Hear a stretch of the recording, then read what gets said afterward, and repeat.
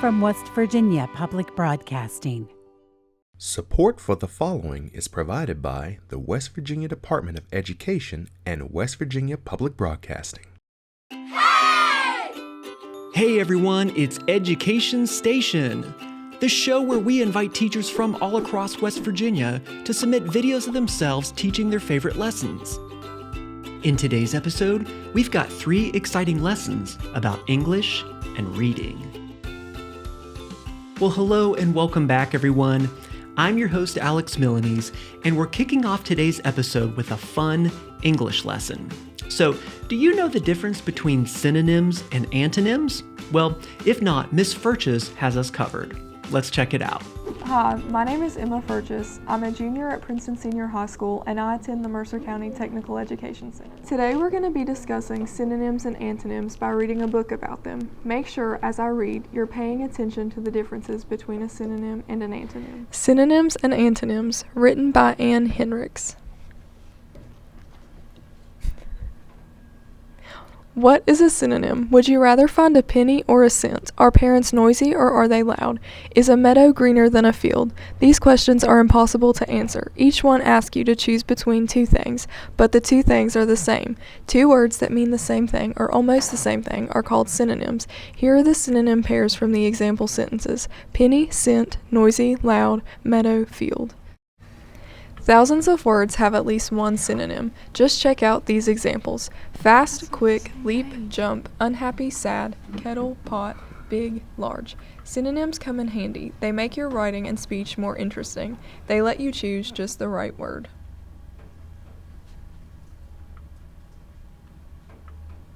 Get attention. Do you ever get tired of using the same old words? Why not try using synonyms? An ordinary word can have fun synonyms. Here comes a big dog. Here comes a huge dog. Here comes a gigantic dog.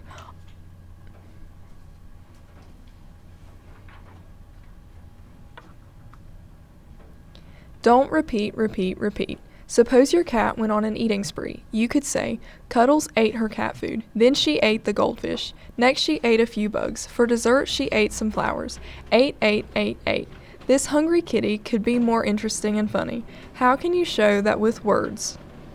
You can use synonyms for ate. Cuddles gobbled her cat food. Then she devoured the goldfish. Next she munched a few bugs. For dessert she nibbled some flowers. Bugging and bothering. My sister is bugging me. My sister is bothering me. That guy is waving at you. That man is waving at me. Bugging and bothering are synonyms. So are guy and man. Synonyms might have the same meaning, but you can't always trade one for another. Bugging and guy are fine words to use when you are talking to your friends. Sometimes it is better to use different words when you are writing or speaking in class. Bothering and man sound more polite.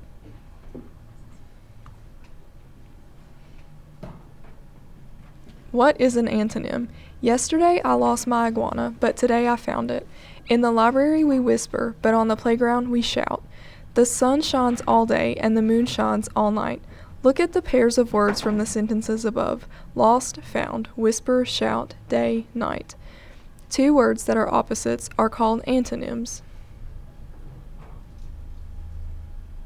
Thousands of words have at least one antonym. Just check out these examples: push, pull, true, false, weak, strong, work, play. Un, dis, and non. Button your shirt and unbutton your jacket. I like chocolate, but I dislike chocolate-covered cherries. Is this plastic container recyclable? No, it is non-recyclable. Button and unbutton are antonyms. So are like and dislike, and recyclable and non-recyclable. Adding un, dis, or non to the beginning of certain words makes their antonyms: tie, untie, safe, unsafe, agree, disagree, honest, dishonest, stick, non-stick, dairy, non-dairy.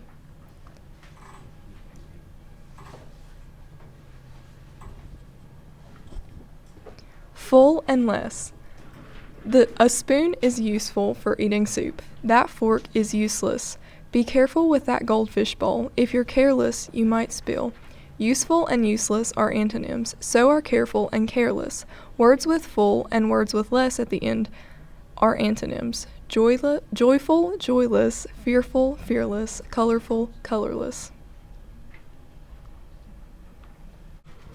Hard, soft, and easy. The test was hard, it was not easy. The bed was hard, it was not soft. The antonym of hard is soft, but the antonym of hard is also easy.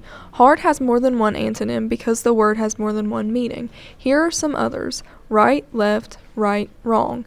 Light, heavy, light, dark. After reading the book, we're going to review what synonyms and antonyms are. Synonyms are words that have the same meaning. For example, small and little. Antonyms are words that have opposite meanings. For example, left and right. For our next example, we have easy and simple. Do these words have the same meaning or do they have an opposite meaning? If you answered the same, you are correct. This means that these words are synonyms.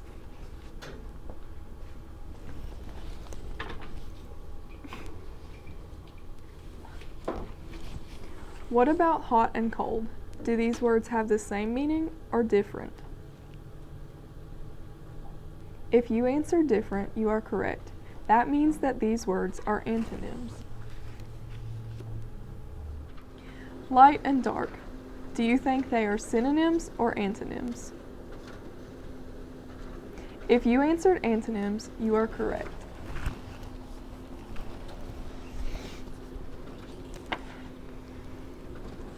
What about pretty and cute? Are they synonyms or antonyms?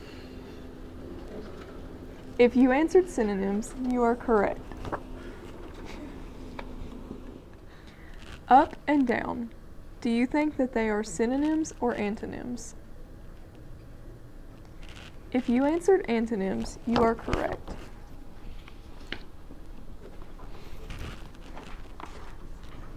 For our last example, big and huge.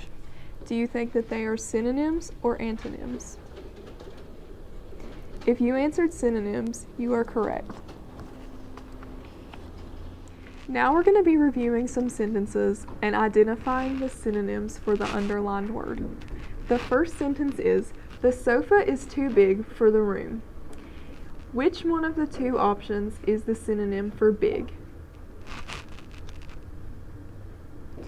If you answered large, you are correct. The second sentence is, mice are very tiny animals. Which of the two options is a synonym for the word tiny? If you answered small, you are correct. For our next example, we're going to be doing the same thing, except this time, we're going to identify the antonyms for the underlined word in each sentence. The first sentence is, the classroom is quiet. Which of the two options is the antonym for the underlined word? If you answered loud, you are correct. The second sentence is, Tom is very tall. Which of the two options is the antonym for the underlined word? If you answered short, you are correct. I hope you guys enjoyed my lesson. In the future, think about the synonyms and antonyms you can use to improve your writing. Thanks for listening. Thanks, Miss Furches. Okay, next up, Miss McNeil is going to read a fun story about a little mouse named Chrysanthemum. Now, if you're thinking the name Chrysanthemum sounds a little different, well, that's actually an important part of this story. Let's check it out. Hi guys, this is Kimary McNeil coming to you from Read Aloud. And today I'm going to share with you a story called Chrysanthemum.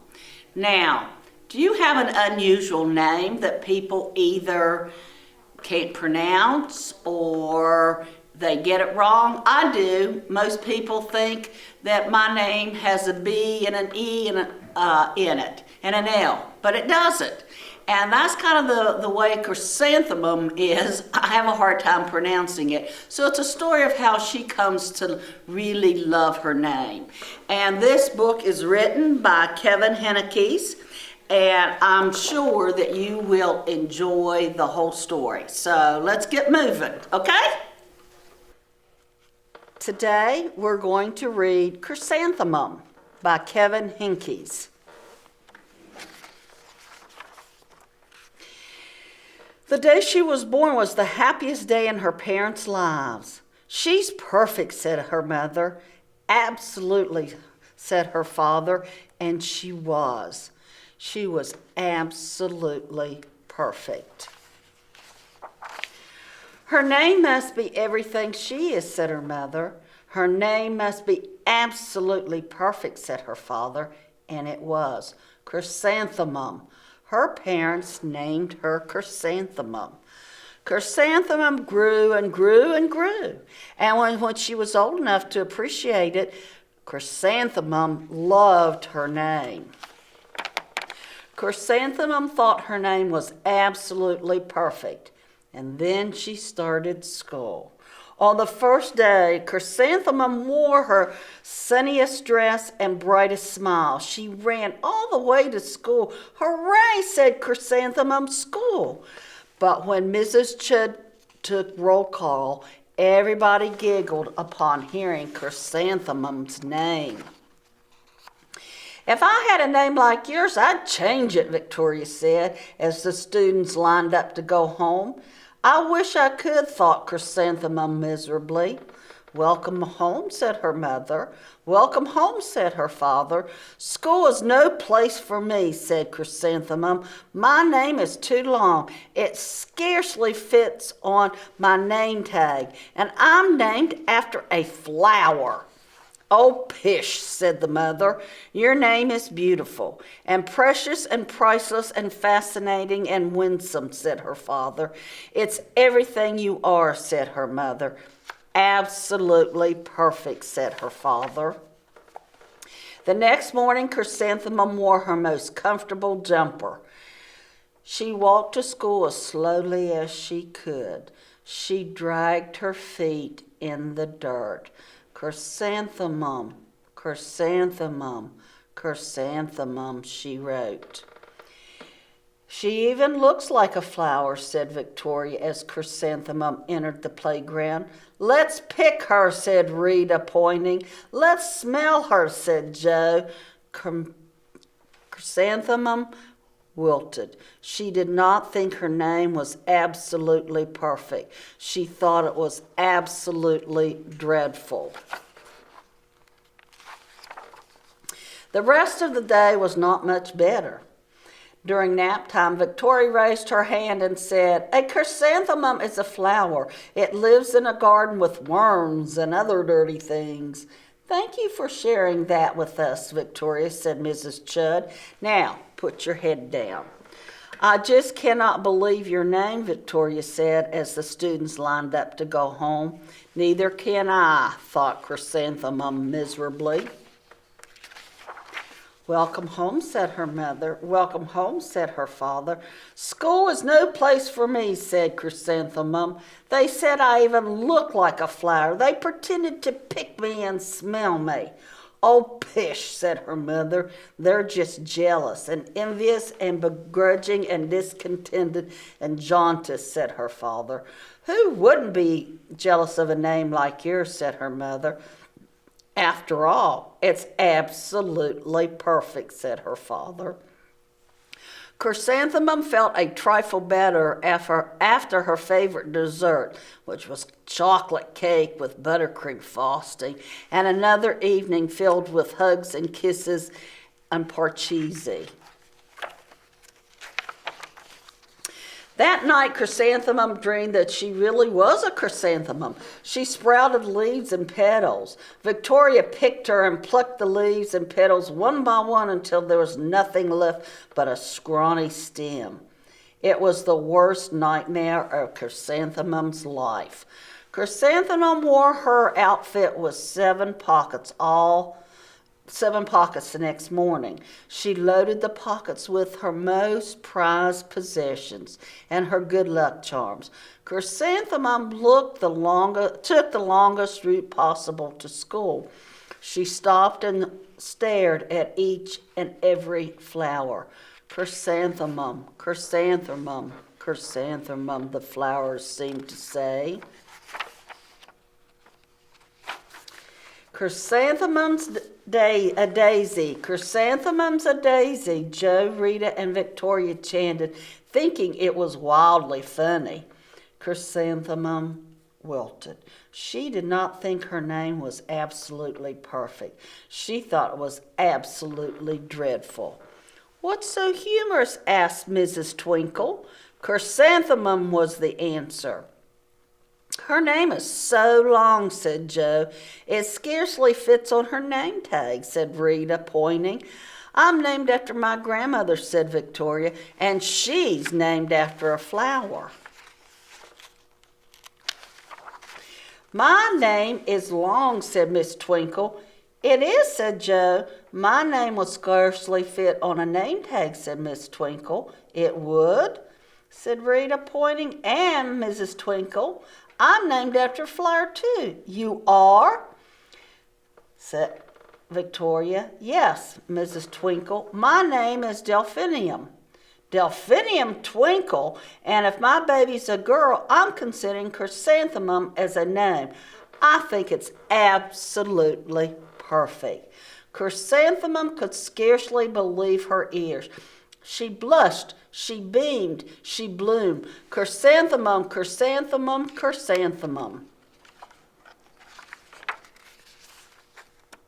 Epilogue. Overall, the class musical was a huge success. Chrysanthemum was absolutely perfect as a daisy. Victoria made the only mistake. She completely forgot her lines as the dainty fairy queen. Chrysanthemum thought it was wildly funny, and she giggled throughout the entire dance of the flowers. Eventually, Mrs. Twinkle gave birth to a healthy baby girl, and of course, she named her Chrysanthemum. Thanks, Miss McNeil. Okay, for our final segment of the day, Miss Walters is going to read a story about Little Red, who's planning for a picnic but ends up going on an exciting adventure. Let's check it out. Illustrated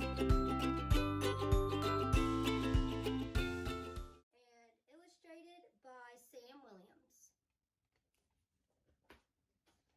It was a beautiful sunny day at Buttercup Cottage. Little Red's cozy home was nestled between the shade of bluebell wood and the hardwood's large white house.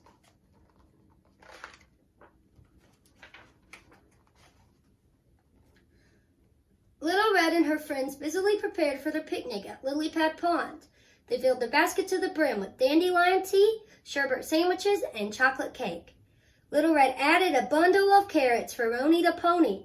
Do you know the dog was so happy he sang a growly little song as he helped Little Red pack lunch.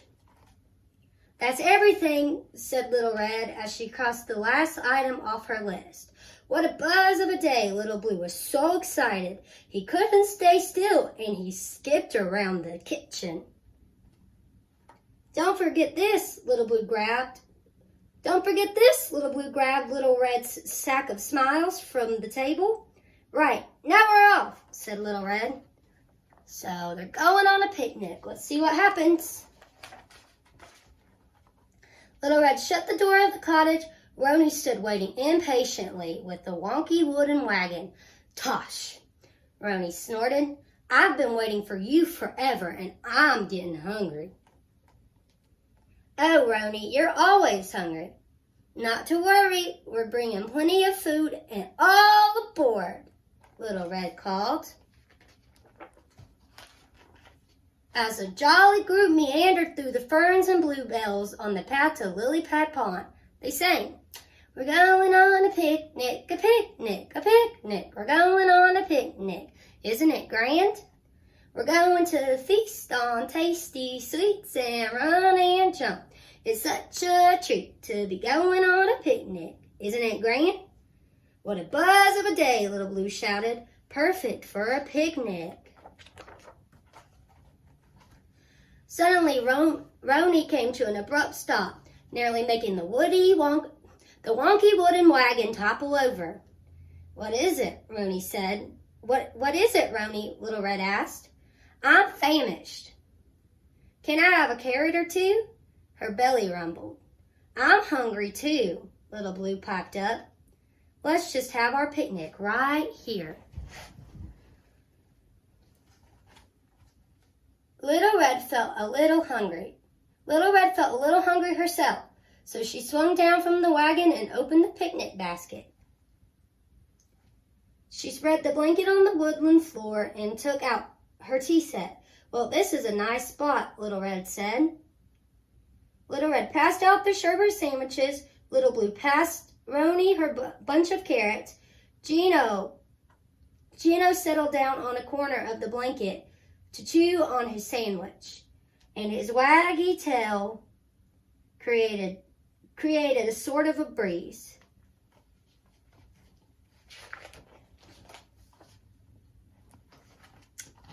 The friends munched happily. They basked in the sun and watched the bee start in and out of the flowers and listened to the birds sing in the trees. Suddenly, they heard a dreadful noise. Oh no, what do we think the noise is going to be? Let's find out. Splat, swoosh, thwack, thump, squeak, sploosh. What was that? Whispered Little Red. She quietly slipped on her sack of smiles. Little Blue tugged on his bumblebee bobble hat. "I think it's time we go home," he said as he trembled just a little. "I don't like it here in the woods anymore. Let's go back to Buttercup Cottage." "Hold on," Little Red said. Little Blue jerked backwards as Little Red grabbed his straps. "Don't you think we should see what's going on?" "Not really," said Roni. Splat, swoosh, thwack, thump, squeak, sploosh. There was that sound again, and it seemed to be coming from Lily Pad Pond. Little Red took a deep breath. If someone was in trouble, she and her friends should try to help. Splat, swoosh, thwack, thump, squeak, sploosh. Come on, everyone. I bet it's not as bad as it sounds. But Little Red wasn't entirely sure. Little Red squared her shoulders. "That does it," she said in her bravest voice. "I'm going to investigate. Anyone care to join me?" Roni chewed the last bit of carrot in her mouth and said, "Oh, Tosh, let's get this over with so we can enjoy our picnic." Little Blue shrugged and thought, if they're going to go, I don't want to be left alone. And he too took a step toward the pond. The four friends all crept silently toward the dreadful noise. Splat, swoosh, thwack, thump, squeak, sploosh. They peeked over the trunk of a huge fallen silver birch tree. They couldn't believe their eyes. What do you think they saw? There, in the middle of the pond, a bunny floated on a lily pad. An enormous heron shouted orders from the bank to an army of frogs who were trying to tow the stranded bunny to shore. Left a bit, right a bit. Get a move on, hurry up. Keep going, he boomed, but no matter how hard the frogs tried, they just weren't strong enough to pull the lily pad with the bunny to safety. What a buzz. You sure look like you could use some help. Little Blue called. What can we do? Asked Little Red as she slid down the bank to the pond. Gino followed Little Red to the pond, barking and waggling his tail. He wanted to help too. Well, come on then. Stop dithering over there. For goodness sake, get a move on. Chop, chop, thundered the heron. Oh, please help, Bunny anxiously called. I was playing leapfrog with my friends. Why, I can leap farther than any of these frogs. Her pink nose twitched with pride. But now, look what happened. And I can't swim. Bunny's ears flopped down in despair. Oh, they gotta help the bunny. Let's see if they can get it. Quickly, Little Red reached into her magic sack of smiles. She was sure there was something in there to help. She pulled out a long, sturdy rope. Tie one end around my bridle, Roni said. I'll pull her out of the pond. The pony tossed her head and then muttered, I sure hope there's a bunch of carrots ready for me when I'm done. Stand back, yelled Little Blue, and all of the frogs hopped to the edge. Roni waddled out into the middle of the pond.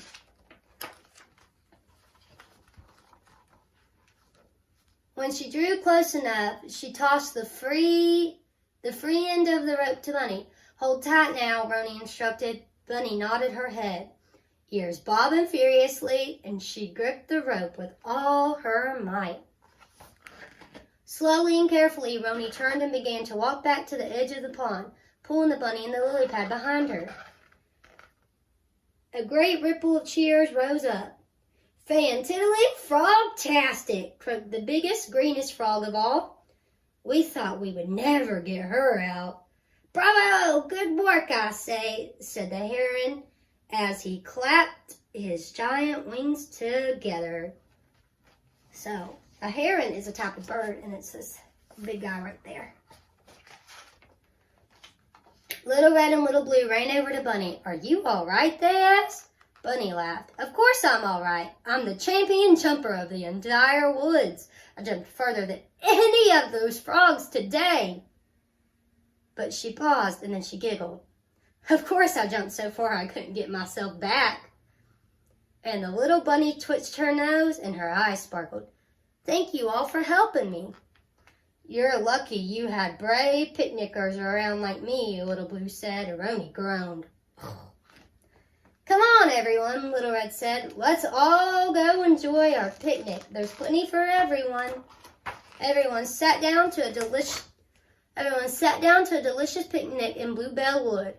Roni even shared her carrots with Bunny, and after all had eaten to their heart's content, they passed a perfect afternoon playing leapfrog. That was our book. I hope you enjoyed it. Thanks, Miss Walters. All right, well, that wraps up everything for us here today on Education Station. We want to thank everyone who shared their awesome lessons, and we want to thank you for watching. We'll see you next time right here on Education Station.